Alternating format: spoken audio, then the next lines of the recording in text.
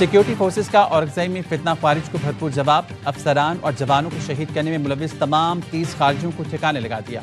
Security ज़राए के मुताबिक भारतीय प्रॉक्सीज फितना खारिज का ये गिरोह lieutenant colonel Junaid Tariq, major Tayyab Rahat और 9 जवानों को शहादत में मुलविस था।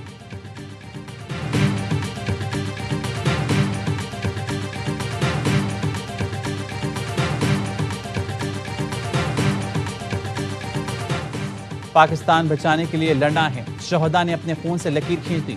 आग और पानी का खेल मजीद नहीं चल सकता। ठोस फैसले करने का वक्त आ गया। हमें दहशतगर्दी का असर को चलना पड़ेगा। वज़ीर-ए-आज़म शहबाज शरीफ का दो टोक ऐलान। काबीना इजलास से खिताब में कहा, खारिज हमसाया मुल्क से आकर पाकिस्तान में फितना फैलाते हैं। दोस्तनुमा दुश्मन दहशतगर्दों को तहफ़्फ़ुज़ दे रहे हैं। खारिज की हिमायत और उन्हें ठिकाने देने वाले जुर्म में बराबर के शरीक हैं। कल और आज पाक फौज के शहीदों का जनाजा पढ़ा। शोहदा के अहले खाना ने कहा, हमें फ़ख्र है, हमारे बेटे ने मुल्क के लिए जामे शहादत नोश किया। दहशतगर्दी का मुकम्मल खात्मा ना किया तो अमन के लिए कुर्बानियां रायगा जाएंगे। सिपहसालार से मुलाकात हुई। उनका हौसला और सोच पुख्ता है। भारत को शिकस्त फाज से दुनिया भर में पाकिस्तान की इज्जत हुई। इजलास में शोहदा के लिए फातिह खानी भी की गई।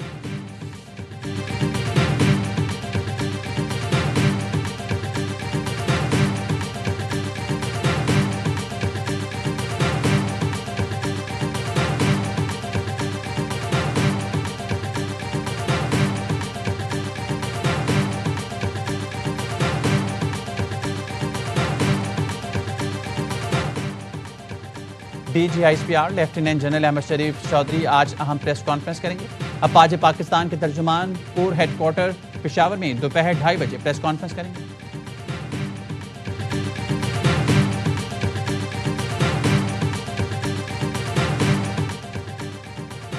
गजा में 2 साल से जारी खूनरेजी खत्म होने का इम्कान। इसराइल और हमास के दरमियान जंगबंदी के पहले मरहले का ऐलान। अहले गजा का जश्न। अब मुआहदे पर इत्तेफाक होते ही फलस्तीनी सहाफ़ियों ने गजा की गलियों में ऐलानात किए। खुशखबरी सुनते ही अजियतें बर्दाश्त करते चेहरे खिल उठे। शोहदा अक्सा अस्पताल के आंगन में लोगों ने जश्न मनाया। तर्जुमान यूनिसेफ ने कहा, इस वक्त गजा का आसमान और माहौल नाकाबिल यकीन हद तक पुरसुकून है।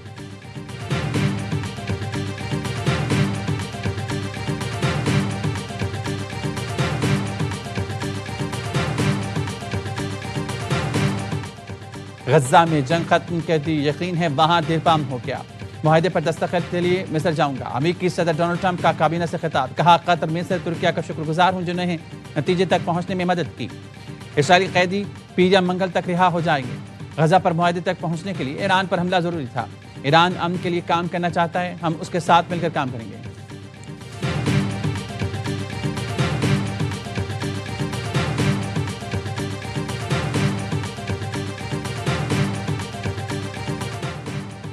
और वज़ीर-ए-आज़म शहबाज शरीफ का गजा जंग बंदी मुआहदे का खैर मकदम। कहा, मशरिक़ वुस्ता में देरपा अमन के क़याम का ये तारीखी मौका है।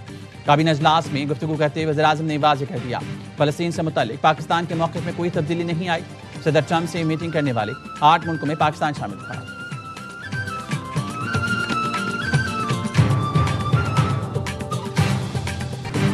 फौज के साथ खड़े होना हम पर कर्ज है। सूबाई हुकूमतें दहशतगर्दी के खिलाफ पाक फौज को सपोर्ट करें।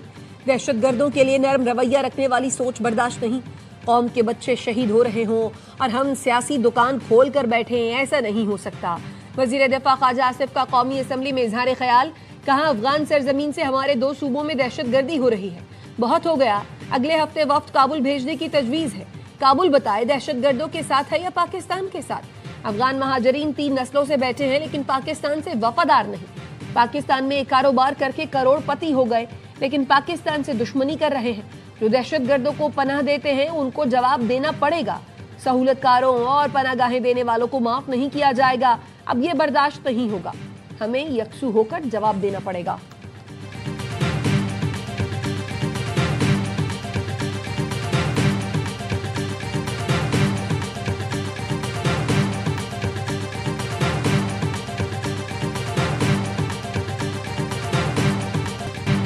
गजा में जंगबंदी 24 घंटों के अंदर शुरू होगी। इसराइली हुकूमती तर्जुमान ने बताया, इसराइल ने मिस्र में अमन मुआहदे के हतमी मुसव्वदे पर दस्तखत कर दिए।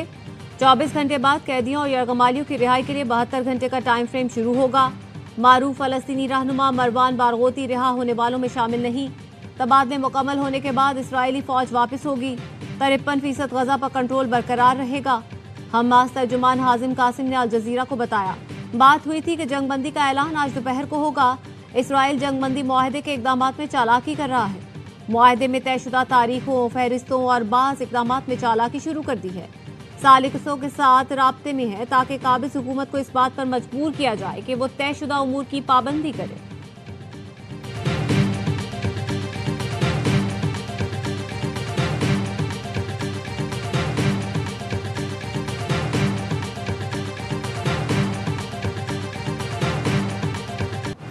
हमास इसराइल मुआहदे पर आलमी बरादरी का खैर मकदम। तुर्क सदर तैयब एर्दोगान ने कहा, तुर्की गजा में जंगबंदी के निफाज की निगरानी में शामिल होगा।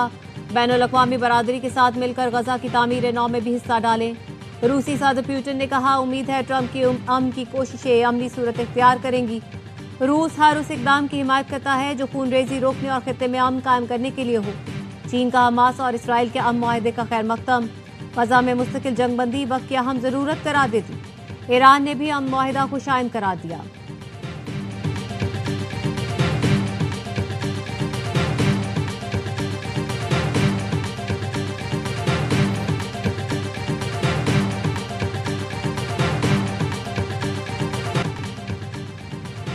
पाकिस्तान में दहशतगर्दी के पीछे भारत है। सीज फायर तो हुआ लेकिन भारत ने जंग अभी बंद नहीं की।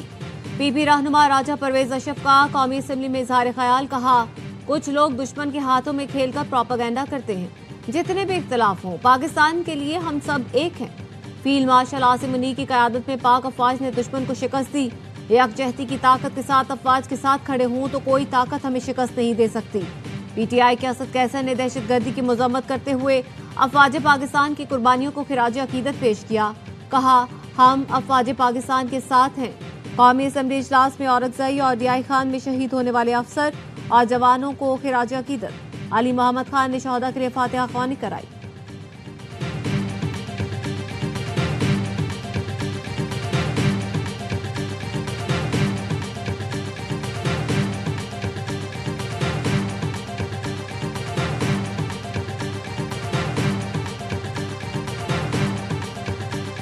ये जो हुकूमत बना रही है कुछ चक्कर, उसमें भी हमने सारी लहमल बना लिया अपना।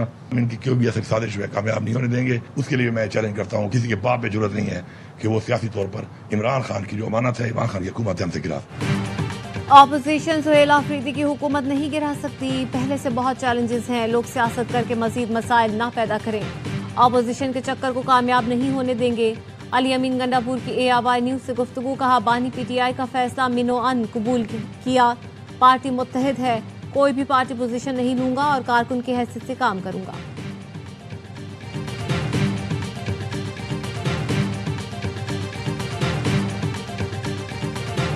पाकिस्तान मुस्लिम लीग नून, जमीयत उलमा इस्लाम, पाकिस्तान पीपल्स पार्टी, अवामी नेशनल पार्टी और हमारे दूसरे जो इत्तेहादी हैं पाकिस्तान तहरीक इंसाफ पार्लियामेंटेरियंस, वो सब लोग मिलकर अपना उम्मीदवार लाएंगे। बिल्कुल लाएंगे। पॉलिटिकल पार्टीज हैं। खैबर पख्तूनख्वा में ऑपोजिशन का कायदे ऐवान के लिए उम्मीदवार लाने का ऐलान।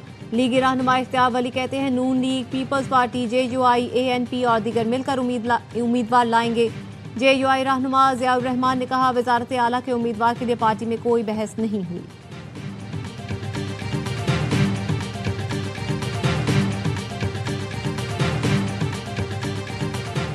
अली अमीन गंडापुर का इस्तीफा आईनी और कानूनी तकाजे पूरे नहीं करता। बैरिस्टर अकील कहते हैं, जो इस्तीफा सामने आया वो टाइप किया गया। आइन के मुताबिक वज़ीर आला हाथ से लिखा इस्तीफा गवर्नर को भिजवाने के पाबंद है। गवर्नर अली अमीन गंडापुर को कह सकते हैं कि एतमाद का वोट लें।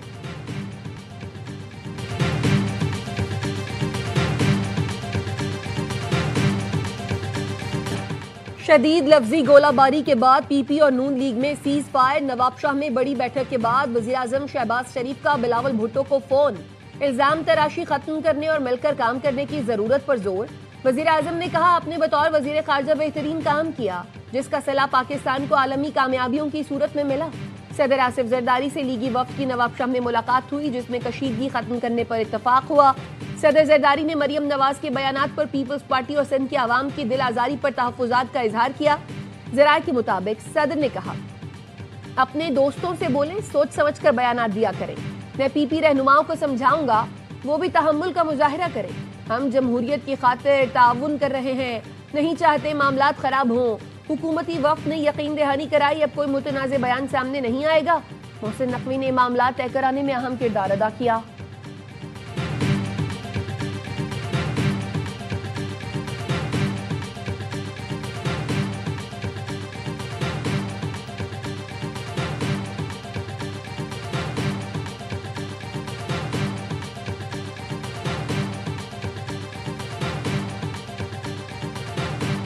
इस्राएली कैद से रिहा होने वाले साबिक सेनेटर मुश्ताक अहमद पाकिस्तान पहुंच गए। इस्लामाबाद एयरपोर्ट पर सैकड़ों अफराद ने इस्तकबाल किया। मजलूम फलस्तीनियों के हक और इसराइल के खिलाफ नारे लगाए। मुश्ताक अहमद ने कहा, ये जद्दोजहद आखिरी सांस तक जारी रहेगी। मुस्लिम और गैर मुस्लिम सब गजा के साथ हैं। नेल्सन मंडेला के पोते मांडला मंडेला भी इस्राएली कैद से रिहा। बताया, उन्हें रस्सियों से बांधकर तशद्दुद का निशाना बनाया गया, लेकिन उनका मिशन जारी रहेगा।